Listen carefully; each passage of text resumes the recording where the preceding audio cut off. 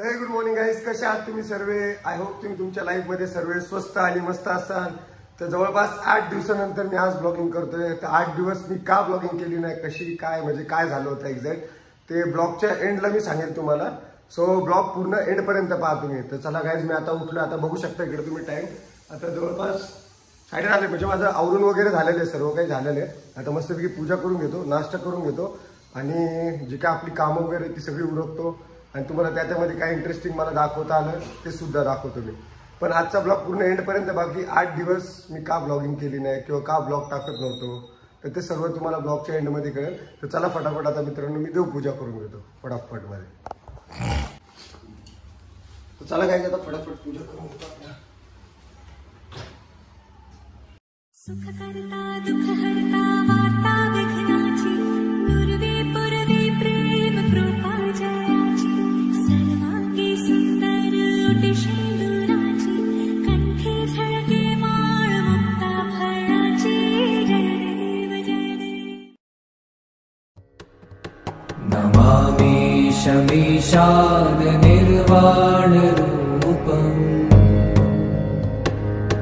विभुं व्यापकं ब्रह्म वेदस्वरूपम् निजं निर्गुणं निर्विकल्पं निरीहम्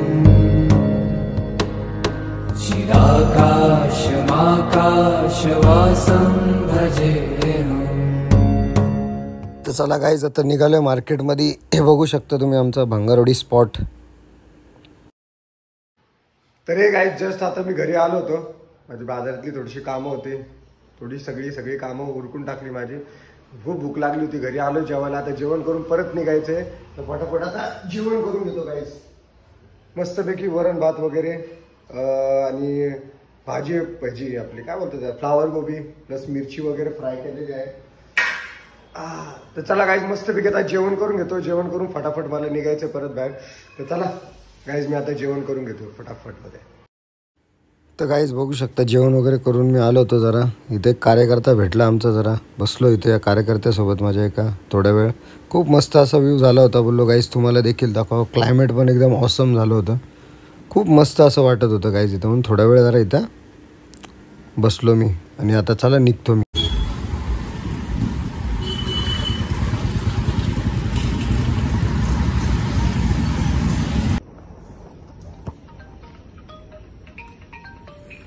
तर हाय गुड इव्हनिंग गाईज. मला खूप कॉल येतात आहे आता, पण मी तरी सुद्धा चाललोय. मी या विलामध्ये मी एंट्री करतोय. मला माहिती नाही या गोष्टीमध्ये काय गोष्ट आहे काय नाही विषय, पण मी चाललोय आता. आयशा विला हा खूप जुना विला आहे.